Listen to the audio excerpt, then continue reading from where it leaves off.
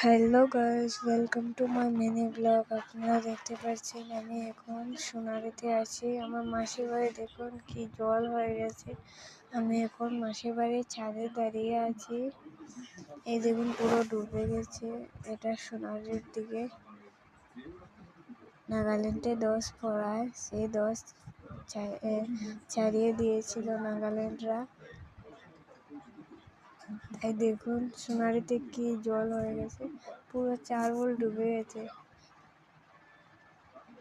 এই দেখুন পুরো কি বলবো, এই দেখুন পুরো ডুবে গেছে। হ্যাঁ দেখুন পুরোটাই ডুবে গেছে। কি বলবো আপনাদের, খুব খারাপ লাগছে। আপনাদের যদি ভিডিওটি ভালো লাগে তাহলে অবশ্যই লাইক করবেন, কমেন্ট করবেন এবং সাবস্ক্রাইব করবেন।